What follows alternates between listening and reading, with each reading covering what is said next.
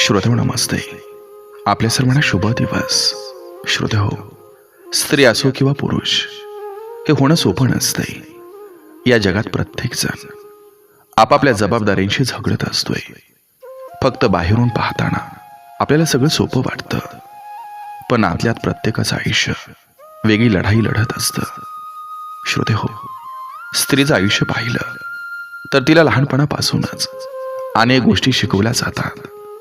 समजूतदार राहा, सगळ्यांना सांभाळ, स्वतःपेक्षा इतरांना महत्त्व दे. आई, बायको, सून, मुलगी, प्रत्येक भूमिकेत ती स्वतःला बदलत राहते. तिच्या वेदना, तिचं दुःख अनेकदा शब्दात येत नाही, पण तरीही ती हसत राहत असते. आणि पुरुषाचं हे आयुष्य तितकंच कठीण असतंय. त्याला सांगितलं जातं, रडायचं नाही, मजबूत राहायचं. श्रोते हो, घराची जबाबदारी, कुटुंबाची काळजी, स्वतःच्या भावना दाबून सगळ्यासाठी उभं राहायचं.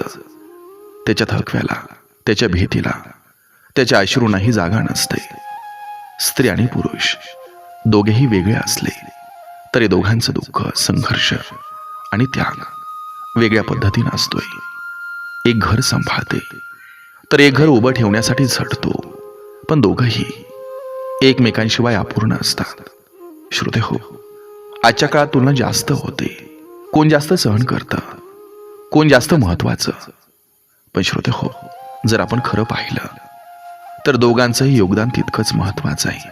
म्हणून श्रोते हो, स्त्री असो किंवा पुरुष, होणं खरंच सोपं नाही. कारण दोघं सुद्धा आपल्या आपल्या पद्धतीनं आयुष्य जगण्यासाठी रोज लढत असतात. बघा, पटतंय का?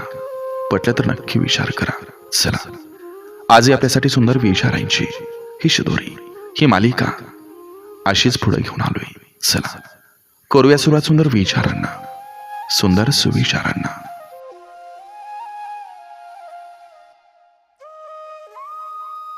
आयुष्यातील झालेला त्रास विसरून जा, पण त्यातून घेतलेला धडा विसरू नका. यशस्वी होण्याचा नियम एकच आहे, तो म्हणजे लोक काय बोलतील हा विचार करणं सोडून द्या आणि घेतलेले अनुभव न विसरता आनंदानं जीवन जगा.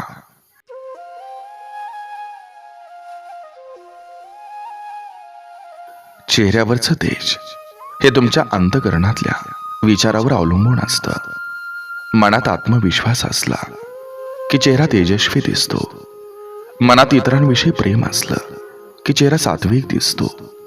मनात इतरांविषयी आदर असला की चेहरा नम्र दिसतो.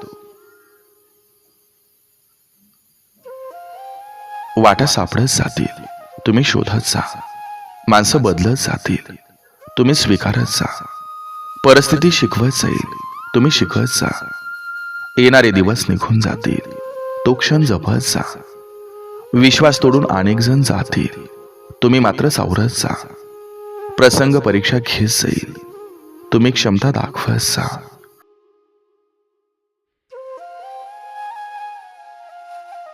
जपणं आणि साठवणं यात खूप अंतर आहे. साठवली जाते ती संपत्ती आणि जपली जातात ती आपली माणसं. कर्मावर आणि प्रामाणिकपणावर निसंकोच विश्वास ठेवा. योग्य वेळ आली की तो इतकं देणार की मागायला काहीच उरणार नाही. आयुष्यात दोन मित्र नेहमी बरोबर असावेत. एक कृष्ण, जो लढणार नाही पण जिंकणं पक्क आहे, आणि दुसरा कर्ण, जो समोर पराभव दिसतोय तरी साथ सोडणार नाही. ज्याला दुःखाची जाणीव असते त्याला सुखाची किंमतही असते. म्हणून जे दिवस आपण काढलेत त्याची नेहमी जाणीव असावी. सुंदर चेहरा म्हातारा होतो, बलाढ्य शरीर सुद्धा एक दिवस गळून पडतं, पद सुद्धा एक दिवस निघून जातं, परंतु एक चांगला माणूस नेहमी चांगलाच राहतो.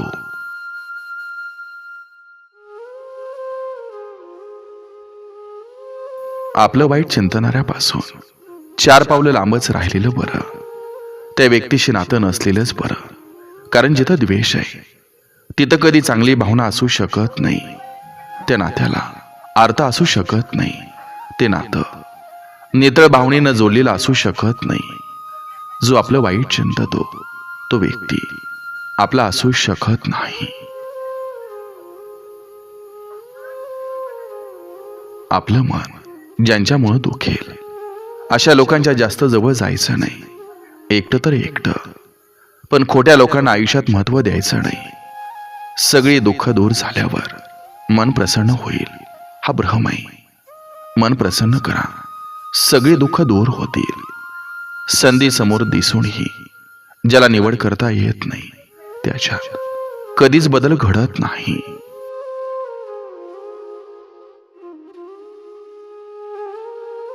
ज्या माणसाला सतत वाटतं की आपल्याला गर्व नाही, तेव्हा ते तसं वाटणं हाही गर्वाचाच एक भाग असतो. गर्व मुळातच नसावा, पण हा भलताच आदर्शवाद झाला. त्याच्या जागी आनंद ठेवला मानला तर मग कोणतीही घोषणा गर्वानं करण्याऐवजी ती आनंदानं करावी. प्रतिष्ठा म्हणजे एक भाकड ओझं, कधी योग्यता नसताना मिळते आणि कधी चूक नसताना निघून जाते. म्हणून असताना मिरवू नये आणि नसताना खचू नये. ज्ञानाशिवाय भक्ती आंधळे, भक्तीशिवाय कर्म आंधळे आणि ज्ञान, भक्ती आणि कर्म याशिवाय जीवन आंधळे. ज्ञान हे पैशापेक्षा श्रेष्ठ आहे, कारण पैशाचं रक्षण तुम्हाला करावं लागतं, तर ज्ञान तुमचंच रक्षण करतं.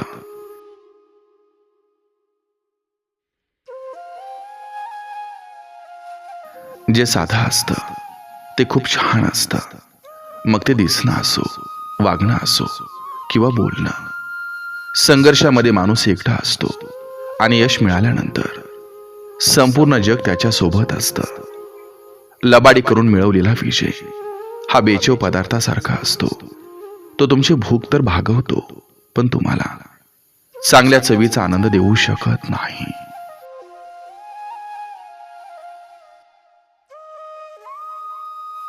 आपल्याला हवा असलेला आनंद स्वतःमध्ये शोधला की मग कोणाचं असणं नसणं हायलाइट होत नाही. कोणत्याही अपेक्षेशिवाय कोणाचंही चांगलं करण्याचा प्रयत्न करावा, कारण एक जुनी म्हण आहे, जी लोक नेहमी फुलं वाढतात त्यांच्या हातांनाही नेहमी सुगंध दरवळत राहतो. जगणं हे साधं असलं तरी चालेल, पण वागणं हे इतरांपेक्षा वेगळं असलं पाहिजे.